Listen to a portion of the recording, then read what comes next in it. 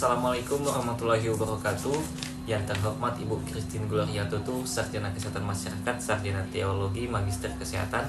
Jadi tujuan video ini adalah untuk mereview kembali terkait dengan mata kuliah pelayanan kesehatan kerja yang nantinya akan menjadi pengganti dari nilai UTS semester 6. Jadi untuk anggota kelompok 5 ada 4 orang. Yang pertama saya sendiri, Putra Jufrin Mukodompit, kemudian Anggi Mukoago, Nurul Amelia Tanip, dan yang terakhir Milani Mukodongan. Jadi untuk materi yang pertama saya akan membacakan materi dengan judul Standar Pelayanan Kesehatan Kerja. Standar pelayanan kesehatan kerja dalam upaya pencegahan penyakit. Pelayanan kesehatan kerja adalah pelayanan yang diberikan pada masyarakat pekerja secara minimal dan paripurna atau peningkatan kesehatan kerja, pencegahan dan penyembuhan PAK dan PAHK, serta pemulihan PAK dan PAHK oleh institusi pelayanan kesehatan kerja dasar.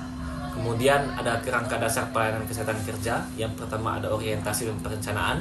Kemudian yang kedua ada surveillance lingkungan kerja. Yang ketiga ada surveillance kesehatan tenaga kerja.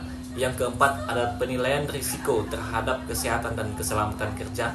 Kemudian yang terakhir ada tindakan pencegahan oleh manajemen serta pengendalian bahaya dan risiko K3.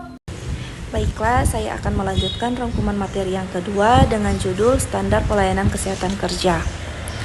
Menurut Undang-Undang Pokok tahun 1960 Bab 1 Pasal 1, kesehatan kerja adalah suatu kondisi kesehatan yang bertujuan agar masyarakat pekerja memperoleh derajat setinggi-tinggi baik jasmani, rohani maupun sosial. Tujuan kesehatan kerja yang pertama, memelihara dan meningkatkan derajat kesehatan masyarakat pekerja di semua lapangan pekerjaan.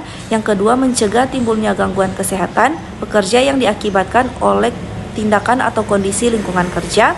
Yang ketiga, memberikan perlindungan bagi pekerja yang sesuai dengan kemampuan fisik dan psikis pekerja. Strategi upaya kesehatan kerja ada 3. Yang pertama, pembinaan program. Yang kedua, pembinaan institusi. Yang ketiga, peningkatan profesionalisme. Jenis program pelayanan kesehatan kerja yang pertama itu ada promotif, yang kedua ada preventif, yang ketiga ada kuratif, dan yang keempat ada rehabilitatif dan pelayanan rujukan. Upaya pemulihan kesehatan dilaksanakan untuk memulihkan kondisi pekerja mencapai kemampuan fisik, mental, dan sosial yang optimal. Standar kesehatan kerja dalam upaya pemulihan kesehatan meliputi 2, yaitu pemulihan medis dan pemulihan kerja. Baiklah, saya akan mereview kembali materi ketiga tentang teknologi dari alat-alat kesehatan dan keselamatan kerja. Komponen teknologi yang pertama itu ada THWare, ada Humanware, ada Infomware, dan Orgeware.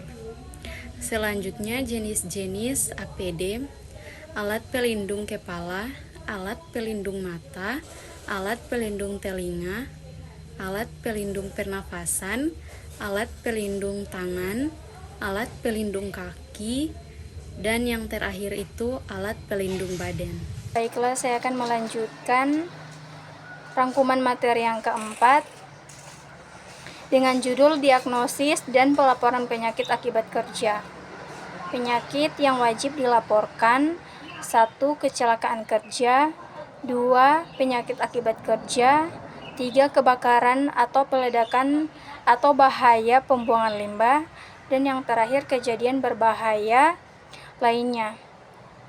Pelaporan secara tertulis dilaporkan paling lama 2 kali 24 jam setelah kejadian, merupakan metode dan prosedur pelaporan penyakit akibat kerja. Terima kasih.